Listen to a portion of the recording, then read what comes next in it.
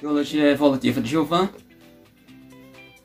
Tipos de reprodução, não vou falar todos porque eu já falei em vídeo, mas parternogênese. E eu tenho vários alunos, gente, eu acho que é importante que vocês cobrem, que vocês comentem, vocês tenham o meu contato e vocês façam sugestões.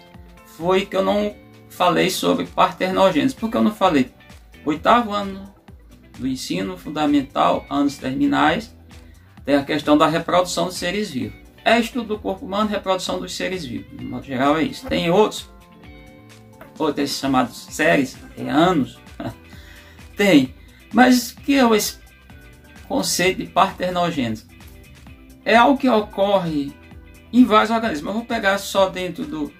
Você tem lá o chamado taxo, hoje não é muito utilizado, usa mais a questão de cladogênese, a parte de estudos filogenéticos, não tanto, ainda sem os taxos, ainda é encontrado em todos os livros, artigos científicos, encontra-se, os taxos são encontrados. Então, mesmo que muita gente não utilize a questão de taxos, quais são os taxos? Assim, a gente pegar do maior para o menor, reino a espécie. Reino animal, por exemplo, pegar Mandassaracatinga, se a gente fosse classificar, a gente tem aí cerca de menos de uma dúzia de taxos. Vai começando no reino, animalia, aí vem o filo Arthrópoda, a classe Insecta, a ordem Hymenoptera, tratado assim, Meliponine, o gênero, vamos pegar Mandassaracatinga, Melipona, e a espécie Melipona mandacae. Mas vamos entender o que é a parternogênese. Esse conceito é palavras gregas da nossa língua, língua portuguesa, que utiliza, ela está basicamente fundamentada, estruturada no grego-latim, ou seja, são palavras de origem grega, palavras latim. Parton quer dizer virgem, gênesis, geração. Tá bom? Então, é a geração de virgem. Mas como isso vai acontecer? Vocês que perguntaram, são 2 alunos, ex-alunos, e um aluno, e você disse que vê todos os meus vídeos, que bom. Obrigado por ver todos os vídeos. Explicando. No caso de organismos que vivem em colônia, na forma chamada colônia, indivíduos eusociais, cupim, formiga, abelhas. Ou abelhas, na ordem alfabética, cupins e formigas. Esses bichos têm uma particularidade. O que acontece? Quando a copulação de fêmeas com os machos, elas formam uma coisa chamada rainha. E essa rainha ela tem uma longevidade em abelhas até 7 anos, em cupins e formiga até 20 anos de vida. Vai variar de espécie para espécie, de condições, vários fatores vão interferir. O fato é que elas ficam muito tempo. E nesse caso existe também uma coisa chamada haploide-diploide, ou haploidia-diploidia. Os organismos podem ser de 2 tipos. Eles têm metádeos cromossômicos, que são os haploides, que é aquilo que eu representava lá para você na aula, pela letra N, e diploide quando eu falava da letra, utilizava a letra no mais acompanhado, 2 N's, que é a junção. Isso junção de quê? Na hora da fecundação.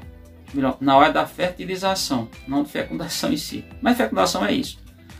Quando esses bichos, as fêmeas, têm uma estrutura, um órgão chamado bolsa espermateca, que durante a copulação elas vão armazenar uma quantidade, sem número, ou seja, uma quantidade muito grande, imagina, células, gametas muito pequenas, que vocês erraram, alguns erraram, muitos, parabéns, foram felizes nas provas.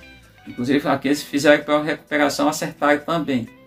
O gameta feminino é ovócito e o gameta masculino é espermatozoide. Ainda chama de óvulo, chama. Quando a rainha vai fazer postura, se esse ovócito for fecundado ou fertilizado, vai formar o indivíduo fêmea. Esse organismo vai nascer, essa postura é fêmea e tem a quantidade total é diploide cromossomos. Se o ovo não for receber esse espermatozoide, ele só tem metade dos cromossomos. Vou pegar, por exemplo, todo mundo fala de Apis mellifera. Na verdade, a espécie do gênero Apis mellifera, que está na Europa, eu sei que é assim. As fêmeas têm 32 cromossomos e os machos só têm 16, que é a metade. Então são ovos, indivíduos haploides, quer dizer isso, só tem metade dos cromossomos, e os outros são diploides, as fêmeas. Então, de fato, isso entra no outro domínio, que a gente poderia falar, não domínio, mas dizer que, de fato, na maioria das espécies de cupins, de formigas, vou voltar lá pela ordem alfabética, nas abelhas só as eusociais, até onde eu sei. Nos cupins e nas formigas, os machos são verdadeiramente filhos da mãe, com todo respeito, entenda, não no sentido pejorativo. Eles só têm mãe, não tem pai. Exatamente isso. Mas isso não é uma das curiosidades, não. Se vocês descobrirem ou melhor quiserem saber, que eu não falo em todos os mecanismos de reprodução dos seres vivos. Tem outros. Eu falei no geral, eu falei da maioria, mas não falei desse. E as fêmeas têm pai, têm mãe. Os machos só têm mãe, não tem pai. É estranho isso? Até parece estranho, mas é a realidade. Então, isso é comum vocês se aprofundarem. Tem texto aí, artigo, inclusive artigo com esclarecimento mais extenso, mas aqui eu estou fazendo uma síntese para ficar bem claro para vocês o que de fato, e algum que é mais cuidadoso leu no livro, foi além, chegou lá na parte de parternogênese, naquele livro que é fraco, o livro de 8º ano, não vou citar o autor para não criar nenhuma animosidade, até por uma questão de ética, mas o livro que vocês, que é usado na Bahia, no ensino fundamental, ou seja, uma coleção fraca, a gente tem que estar complementando. Por isso vocês me perguntam o que é que eu tenho que copiar de vez em quando. O motivo é esse, é fraco. Mas vocês encontraram lá e eu não cheguei nesse ponto, não deu para explicar. Então, fique bem claro, parternogênese são processo parto virgem, gênese, geração de virgens. Mas os virgens só são, de fato, os machos. Nesses 3 grupos de animais. Abelhas só as eusociais. Estou falando aqui até onde eu sei. Cupins e formiga. Todos não, a maioria. Eles participam desse processo, lá no processo de reprodução. E isso tem a geração desses indivíduos. Indivíduo N, que são os machos. Indivíduo 2N, que são as fêmeas. Acho que expliquei. Boas festas para vocês e até o próximo ano. E pode perguntar, mas perguntar à vontade. Questionar à vontade. Não entenderam? Eu não me recuso jamais de dizer para vocês o que eu sei. Está adequado? É a melhor maneira de explicar? Talvez não, mas é a maneira que eu tenho para explicar esse fenômeno da natureza que é encontrado em alguns organismos. Ah, tem plantas? Também tem.